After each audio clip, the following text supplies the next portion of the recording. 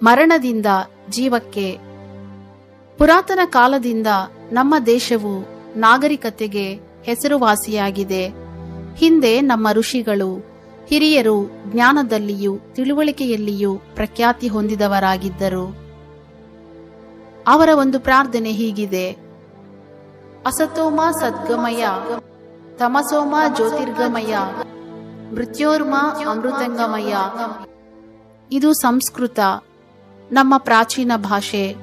ಇದರ ಅರ್ಥ, ದೇವ ನನ್ನನ್ನು ಅಸತ್ಯದಿಂದ ಸತ್ಯಕ್ಕೂ, ಅಂಧಕಾರದಿಂದ ಬೆಳಕಿಗೂ, ಮರಣದಿಂದ ನಿತ್ಯ ಜೀವಕ್ಕೂ ನಡೆಸು ಎಂಬುದೇ.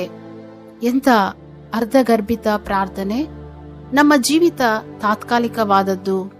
ನಾವು ನಿತ್ಯ ಕಾಲವು ಜೀವಿಸಲು ಸಾಧ್ಯವಿಲ್ಲ. ಒಂದು ದಿವಸ ಈ ಲೋಕವನ್ನು ನಾವು ತ್ಯಜಿಸಲೇಬೇಕು. ಹಾಗಾದರೆ ಒಬ್ಬ ವ್ಯಕ್ತಿ ಈ ಲೋಕ ಬಿಟ್ಟ ಮೇಲೆ ಮುಂದೇನು? ಈ ಜೀವಿತದ ಅರ್ಥವೇನು? ಮನುಷ್ಯನು ಯಾಕೆ ಸಾಯಬೇಕು ಎಂಬ ಪ್ರಶ್ನೆಗಳಿಗೆ ಉತ್ತರ ಎಲ್ಲಿದೆ? ಯಾರಾದರೂ ಈ ಸಮಸ್ಯೆಯನ್ನು ಬಗೆಹರಿಸುವವರು ಇದ್ದಾರೋ? ಹೌದು, ಇದಕ್ಕೆ ಉತ್ತರ ಕೊಡುವ ಒಬ್ಬನೇ ವ್ಯಕ್ತಿ.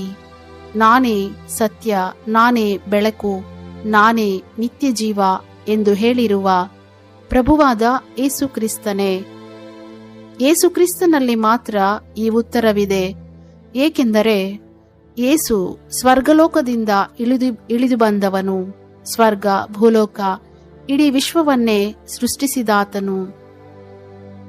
ಈ ವಿಷಯದಲ್ಲಿ ಯೇಸು ನೇರವಾಗಿ ಮಾತನಾಡಿದ್ದಾನೆ. ನಿತ್ಯ ಸಂತೋಷವಿರುವ ಸ್ವರ್ಗಲೋಕ, ನಿತ್ಯ ಶಿಕ್ಷೆ ಅನುಭವಿಸುವ ನರಕ, ಹೀಗೆ ಮರಣಾನಂತರ ಇರತಕ್ಕಂಥ ನಿತ್ಯ ಕಾಲದ ಸತ್ಯಗಳನ್ನು ತಿಳಿಯಪಡಿಸಿರುತ್ತಾನೆ. ದೇವ ಕತ್ತಲೆಯಿಂದ ಬೆಳಕಿಗೆ ನಡೆಸು ಎಂದು ಪ್ರಾರ್ಥಿಸಿದರು. ನಾವು ಮಾನಸಿಕ, ಆತ್ಮಿಕ ಕತ್ತಲೆಯಲ್ಲಿದ್ದೇವೆ. ಮರಣಾನಂತರವಿರುವ ನಿತ್ಯ ಕಾಲದ ಸತ್ಯವನ್ನು ತಿಳಿಯದವರಾಗಿದ್ದೇವೆ.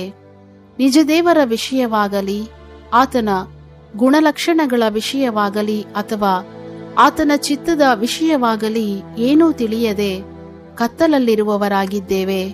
ಪರಲೋಕ ನರಕಗಳ ವಿಷಯ ಗಲಿಬಿಲಿಯಲ್ಲಿದ್ದೇವೆ. ಪರಲೋಕ ಮಾರ್ಗ ನಮಗೆ ತಿಳಿಯದು. ಇದರ ವಿಷಯವಾಗಿ ನಮಗೆ ಬೆಳಕು ಕೊಡುವವರು ಯಾರು? ಪ್ರಭುವಾದ ಯೇಸು ಕ್ರಿಸ್ತನು ಹೇಳಿದ್ದು, ನಾನೇ ಬೆಳಕು, ನಾನೇ ಮಾರ್ಗ, ನಿತ್ಯಲೋಕದ ಬೆಳಕನ್ನು ಆತನೇ ಕೊಡುವವನಾಗಿದ್ದಾನೆ.